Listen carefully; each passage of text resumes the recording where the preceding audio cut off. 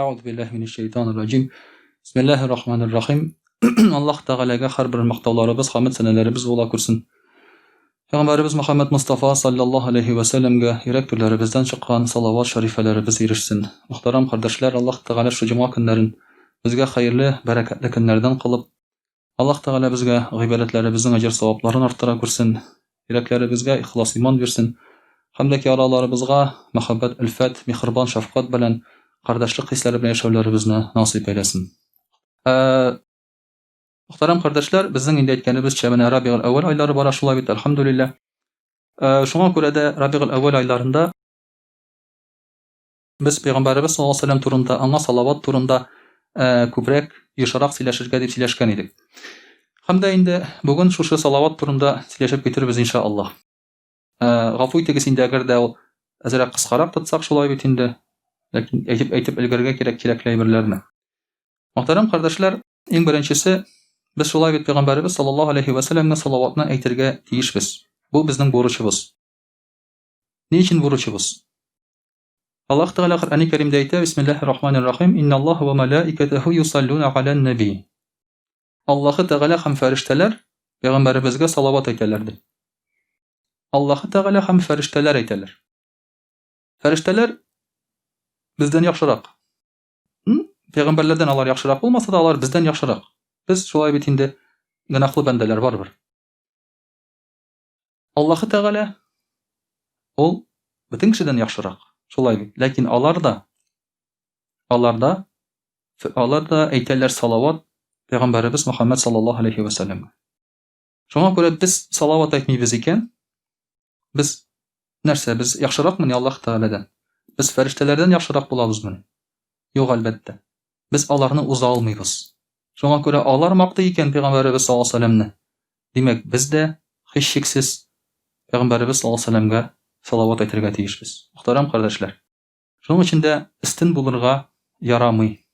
Alloh taoladan istin bo'lirga yaramay. Bir nechta bu istin bo'la agarda biz salovat aytmasak.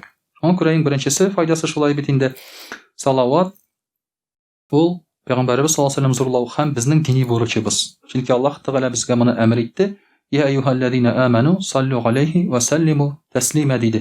Ey iymon keltiruvchilar, payg'ambarimiz sollallohu alayhi vasallamga salovat aytingiz, ham salomlaringizni aytingiz dedi. Ikkinchidan, muhtaram qardoshlar, salovat ul bizning gunohlarimizning kechiriluviga bir sababchi. Payg'ambarimiz sollallohu alayhi vasallam aytdi, agarda kishi bir salovat aytsa menga, Alloh taolo unga 10 salovat aytirdi. Alloh taolo bizni maqtay, bizga salovat ayta, agarda biz payg'ambarimiz sollallohu alayhi vasallamga aytsak. Birni aytib, onni olib aybat bit, shulay bit. Bu dunyoda da mana bunda yigitlar o'tiralar, biznesmenlar shulay bit endi. Ular da yaxshi bilalar. 1 so'm berib 10 so'm olsang, u begaybat. Shulay bit endi. Pribul olsang 10 so'm, nindidir tabosh olsang 10 so'm. Shunga ko'ra da bizning salovatimiz ul bizning o'zimizga 10 bo'lib aylanib qayta. Sen agarda salovat aytmaysan ekan, payg'ambarimiz sollallohu alayhi vasallamga, demak sen o'zingni yaratmaysan ham o'zingga yaxshilik tilamaysan. Shunday bir aniq qisqagina bir javobi shulay. Shunga ko'ra payg'ambarimiz sollallohu alayhi vasallam aytdi, bir salovat aytgan kishiga Alloh taolo 10 salovat bilan qaytaradi. Aning 10 xatosini g'afu etadi. Ham 10 darajaga ko'taradi. Bir salovat uchun o'ylab qarag'iz. Avurmini salovat aytib. Bir salovat aytib, Alloh taolo bizning darajamizni ko'taradi, gunohlarimizni g'afu etadi. Shulay bit ham bizga tag'in 10 salovat aytadi. Bir salovat uchun nivori. Ko'p tugul, avur tugul. Til bilan aytib, ana shulay bit avurmini. Bir da avur tugul, muhtaram qardoshlar. Shulay o'qinda ikkinchi bir hadisida payg'ambarimiz sollallohu alayhi vasallam aytadi, menga Jibril alayhisalom keldi de, ham quvondirdi de. Jibril alayhisalom narsa dedi. Ey Rasululloh, endi quvon dedi. Sening qavmingdan, sening ummatingdan bir kishi senga salovat aytsa de, ul kishiga men 10 istig'for aytirman de. Jibril alayhisalom o'zi. Bu kishiga duo qilarman de, salovat aytgani uchun de, 10 istig'for de. Endi agarda ul senga salom bersa de, salom jibersa de, sallallohu alayhi va sallam degan so'z, salom jibaru degan so'z endi u. Men anga 10 сәлам белән кайтарырмын ди. Җәбраил галәйһиссәлам үзе.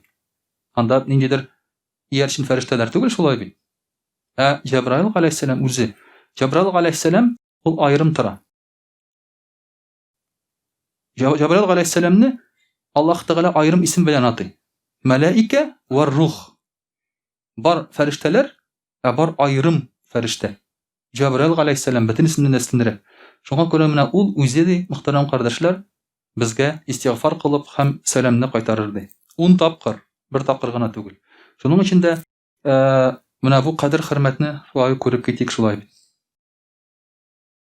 Шулай ук инде кем салават әйтә, икенче файдасы ул Пәйгамбәрбез саллаллаһу алейхи ва сәлләмгә якын булыр бу кеше. Ничек итеп якын була? Кыямәт көнендә дә Пәйгамбәр саллаллаһу алейхи ва сәлләм әйтә, миңа иң якыны шул булыр ди, кем күбрәк миңа салаватлар әйткән һәм сәлам җибәргән ди. Пәйгамбәрбез саллаллаһу алейхи ва сәлләмгә якын булу нәрсә дигән сүз ул? Бу бик әйбәт дигән сүз шулай. Менә мәҗлестә дә хәзрәт янына утырсаң аш калмыйсың. Шулай бит, мәҗлестә. Кеше шуңа күрә әйтә, хәзрәт янына кереп утырыйм әле ди. Чөнки беренче хәзрәткә аш килә.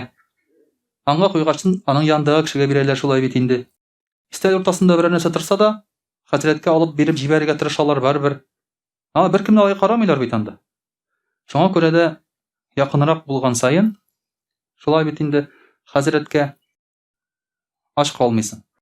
Намаз вакытында, менә җомга намазында иң күп савапны кемнәр ала? Менә шушы беренче рәт ала. Һәм бу залда утырган кешеләр ала. Истә һәм аста савап әзрәк. Ни өчен? Чөнки имамга карап, аның алдында утыру савапны күбрәк бирә, карамыйча каяндыр ерактан утырганга караганда. Һәм әлбәттә имам сезне хәтерләми белми дә. Кемдер аска искә менеп китә икән шулай итеп шыпырткана инде күренмичә генә, имам сезне хәтерләми белми дә. Шуңа күрә бер заман мәчеткә корбан итләрне китерсәләр, имам тарата мәчеттәге кешеләргә шулай бит инде. Ул кемгә тарата? Кемне белә, кемне күргән шуңа тарата. Шулай бит иң беренче булып. Бер кеше килә ди, мин монда мәчеткә йөрим ди, карый да, син күргәнем юк монда ди. Чөнки ул шыпырткана керә дә, аскан искә менеп утыра да, телефонда утыра шулай бит карап. Менә шуңа күрә мөхтәрәм кардәшләр, кыямәт көнендә Пәйгамбәрбез саллаллаһу алейхи ва сәлләмгә салават әйткән кеше аның янында була. Аның янында булган кеше ач калмый, сусыз калмый, шафагатьсез калмый, рәхмәтсез калмый. Менә шуңа күрә дә салаватлар әйтеп, без үзебезнең урыныбызны Пәйгамбәрбез саллаллаһу алейхи ва сәлләмгә якын айта алабыз. Дөртенче файдасы да Пәйгамбәрбез саллаллаһу алейхи ва сәлләмгә әгәр дә без сәлам бирсәк, Пәйгамбәрбез саллаллаһу алейхи ва сәлләм безгә җавап бирә икән. Ягъни Пәйгамбәрбез саллаллаһу алейхи ва сәлләм белән аралашу бара. Ул безгә җавап бирә. Бу безгә мөһимме, кирәкме? Әлбәттә кирәк. Беренчедән без яраткан кеше белән гел сөйләшергә, аралашырга яратабыз. Мәсәлән, бер кызга гашыйк булсак, нәрсә дибез? Наташа, поговори со мной дибез. Шулай бит? Бер кызга гашыйк булсаң, Катя дибез. Шулай бит инде. Алар үпкәлиләр инде шулай дип әйткән. Ты как меня называешь ты? Шулай. Татарча шулай бит инде. Инде. Катя дибез. Скажи мне что-нибудь дисең инде шулай бит инде. Улыбнись мне, пожалуйста дисең. Берәр кешене яратсаң шулай бит син инде һичшиксез аның белән сөйләшергә, аралашырга телисең. Пәйгамбәрбез саллаллаһу алейхи ва сәлләм белән күреп, сөйләшеп аралашу ул безнең өчен зур шатлык. Һәм аның белән аралашасың килсә, аңа сәлам бир. Ул сиңа җавап бирә. Син аңа сәлам бир, ул сиңа җавап бирә. Һәм аңа әйтеп торалар, кемнән сәлам килә? Фәлән кешедән сиңа сәлам килде ди. Пәйгамбәрбез саллаллаһу алейхи ва сәлләм әйтә, кемдер миңа сәлам бирә икән ди, Аллаһ Тәгалә миңа җанымны кире кайтара ди. Бу сәламне кайтарыр өчен ди. Пәйгамбәрбез саллаллаһу алейхи ва сәлләм ул җаны кире кайта, Пәйгамбәрбез саллаллаһу алейхи ва сәлләмнең. Мин сезгә шуны гына әйтә алам. Пәйгамбәрбез саллаллаһу алейхи ва сәлләмгә 24 сәгать буе һәр вакыт сәлам биреп торалар. Теләмәсәңгә сәлам бирәсең, чөнки намазда бар салават. Шуңа күрә дә Пәйгамбәрбез саллаллаһу алейхи ва сәлләмне без әйтәбез, алар каберләрендә исән дибез пәйгамбәрләрне. Әлхәмдүлиллаһ, алар безгә шушы сәламнәрен кайтаралар. Шулай ук инде Пәйгамбәрбез саллаллаһу алейхи ва сәлләм әйтә, җир йөзендә бар фәрештәләр ди. Алар нишлиләр? Алар йөриләр җир йөзендә, шулай. Сәяхәтче фәрештәләр. Менә шушы фәрештәләр сезнең сәламнарыгызны алып миңа китерәләр ди.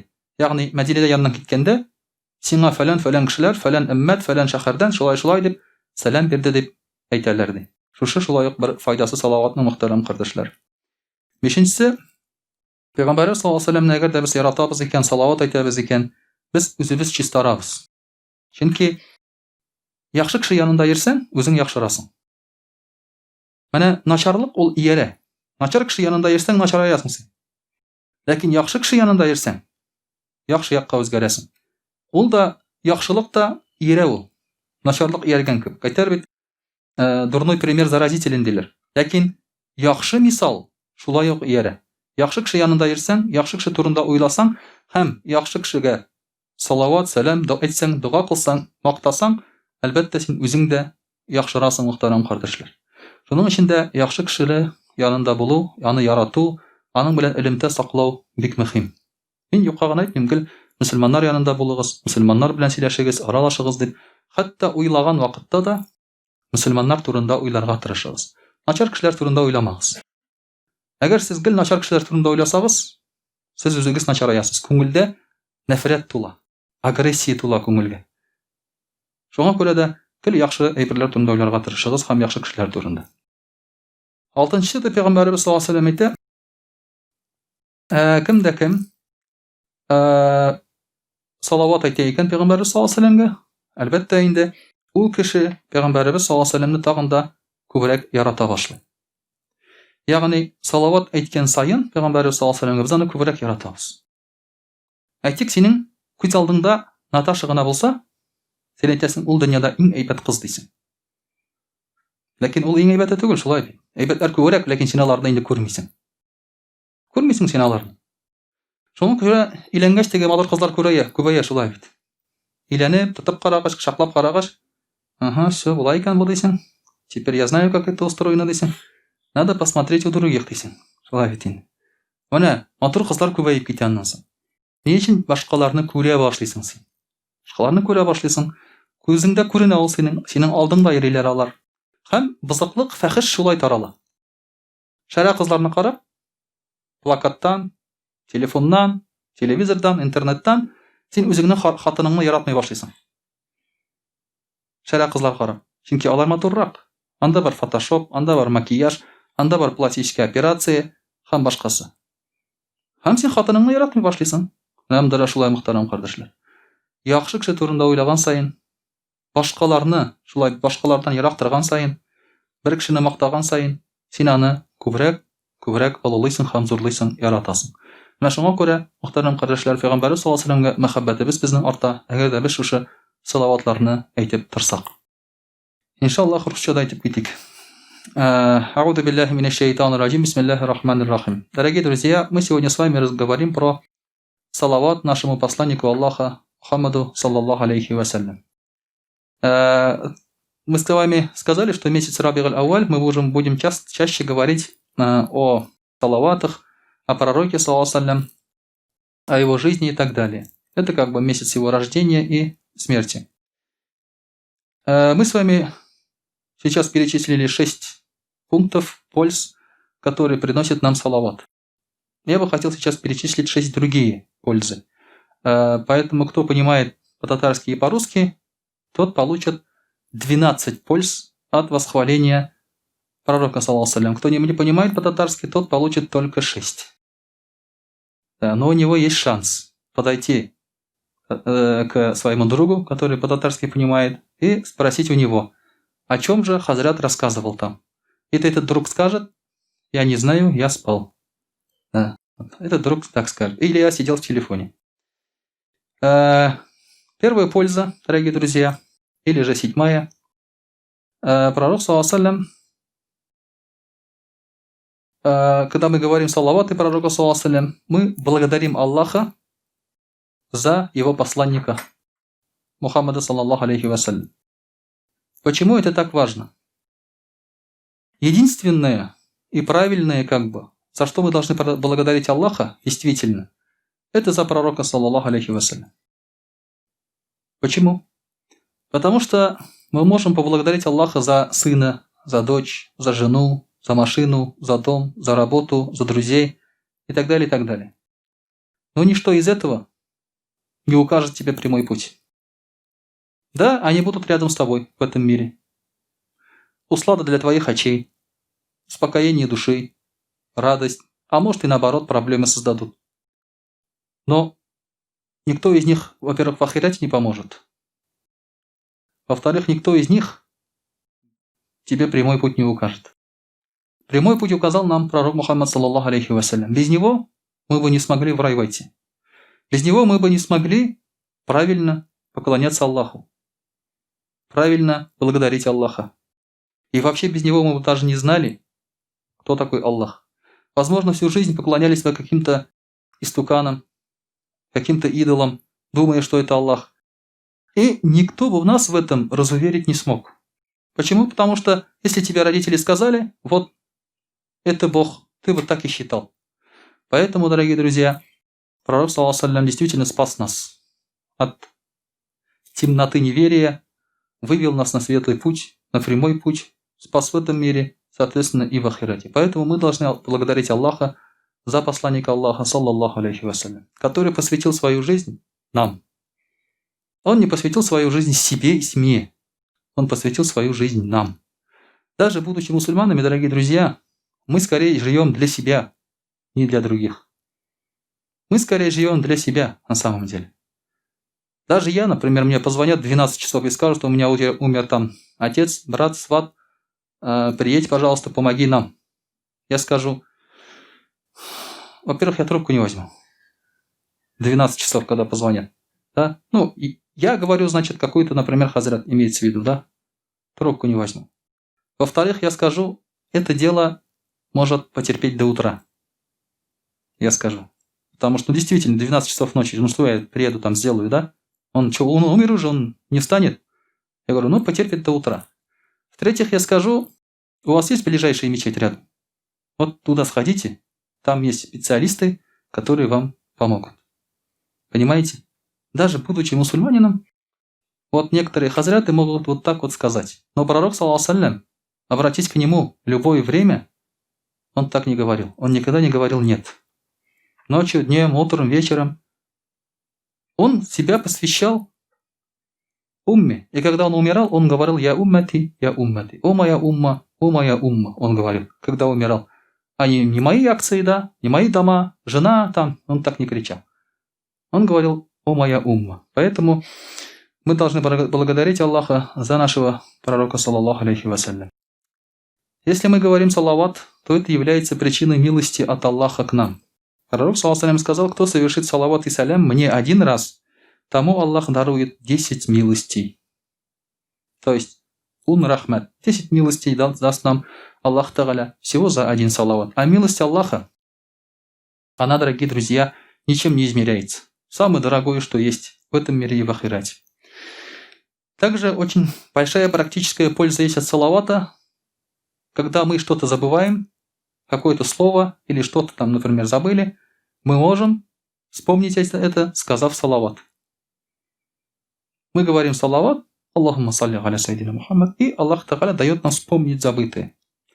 Часто, вообще я не знал про этот хадис, да нам никто и не говорил об этом особо, но я замечал, что учителя наши, когда забывали что-то во время урока, да, они говорили Аллахумма салли аля Мухаммад. Вот так вот говорили. Я думал, почему они так салават говорят? Ну, говорят-то говорят, да, у каждого свои причуды. Но, оказывается, на это есть далиль и доказательства, что можно сказать салават. Не чью-то мать ругать, да, вспоминать или сношаться с чьей-то матерью там. Не надо. Надо просто сказать салават. И Аллах Тааля даст тебе вспомнить забытое. 10. Салават – причина принятия дуа, дорогие друзья. Однажды один человек пришел в мечеть, прочитал намаз и поспешно начал делать дуа, не сказав салават, сразу после намаза. На что пророк, саллаллаху алейхи, сказал, он, говорит, поспешил. Позвал его к себе, этого человека, и сказал, прежде чем совершать дуа, пусть каждый из вас вначале прославит Всевышнего Аллаха, а затем произнесет салават в мой адрес. То есть, прежде чем делать дуа, надо говорить, хвалить Аллаха и говорить салават. Самое элементарное, Альхамду лилляхи раббил алямин, ассаляту вассаляму аля набийна Мухаммадин, или аля расулина Мухаммадин, ва аля алихи ва сахбихи аджмаин. Вот это выучить будет очень полезно. В начале любого дуа, в любой молитвы надо употреблять вот эти слова. И потом уже Аллах Тааля примет дуа. И после этого уж нужно делать дуа, говорит пророк, саллаллаху алейхи вассалям, и пускай, говорит, просит все, что хочет. Также пророк, саллаллаху алейхи сказал, дуа того, кто не произнес салават и салям за пророка, саллаллаху алейхи, будет зазана завесой. То есть будет висеть. Будет ли оно принято или нет, это будет под сомнением. Также пророк, саллаллаху алейхи, сказал, дуа, которая произносится между двумя салаватами, то есть в начале и в конце, когда говоришь салават, то эта дуа примется. Говорит пророк, саллаллаху алейхи. Поэтому вот такие вот есть хитрости, если хотите, чтобы принялась дуа. 11. Кто говорит салават, того Аллах Тааля оберегает от своего гнева и наказания. Почему? Однажды пророк, саллаллаху алейхи, поднимался на минбар. Он ступил на одну ступень и сказал аминь. Ступил на вторую ступень, сказал аминь. Ступил на третью ступень, сказал аминь. И люди спросили у Расуля Аллах, почему ты сказал аминь? Что, почему? В чем причина? Он сказал, ко мне, говорит, пришел Джабраил, алейхиссалям, и сказал, кто услышал имя пророка, саллаллаху алейхи вассалям, и не сказал салават, да лишится милости Аллаха. Я сказал аминь. Кто постигнет месяц Рамадан и не будет держать уразу, да лишится милости Аллаха. Я сказал аминь. На чьих руках родители постареют, и он не будет к ним хорошо относиться, да лишится он милости Аллаха. Я сказал аминь. Вот эти вещи станут причиной лишения милости Аллаха и его гнева. Поэтому, дорогие друзья, когда мы говорим салават, мы отдаляемся от гнева Аллаха и заслуживаем его милость.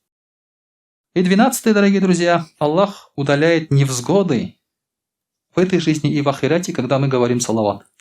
То есть, кто говорит салават, проблемы будут его обходить и сами по себе решаться.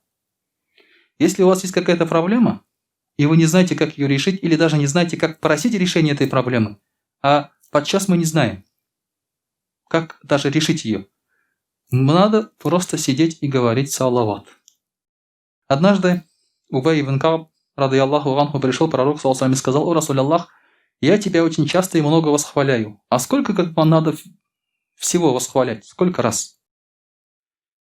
Пророк, саллаллаху алейхи, сказал, произнеси салават столько, сколько хочешь. Нет здесь определенного числа. Столько, сколько хочешь. И тогда Убай ибн Кааб сказал, можно я, говорит, в своем дуа, когда я делаю дуа, четверть своего дуа посвящу, сделаю салават. Он говорит, можно, но если ты сделаешь больше, будет лучше. Он сказал, можно, говорит, одну вторую тогда часть я буду делать дуа, половину посвящу, я салават буду делать, а другую дуа. Он говорит, можно, но если будешь делать больше, будет лучше. Тогда он сказал, а можно, говорит, 2/3 я буду делать дуа, а салават, остальное дуа. Пророк сказал, если будешь делать больше, будет лучше. Тогда он сказал, можно ли я буду весь свой дуа делать только салават? Ничего просить не буду у Аллаха, только салават от начала и до конца. На что пророк сказал, тогда Всевышний удалит все твои тяготы и простит твои грехи. То есть Аллах Тааля сам своей мудростью решит твои проблемы. Поэтому, если у кого-то есть проблемы, я знаю, что у кого-то есть долги, у кого-то нет жены, у кого-то нет детей, у кого-то нет работы, еще чего-то не хватает кому-то, или проблемы на работе, можно упорно побольше делать салават. И, иншаллах, Аллах Тааля даст решение этих проблем. وأقول قولي هذا وأستغفر الله الغفار لي ولكم ولسائر جماعة المسلمين الحاضرين أجمعين إنه هو الغفور الرحيم الجواد الكريم وسميع الدعاء.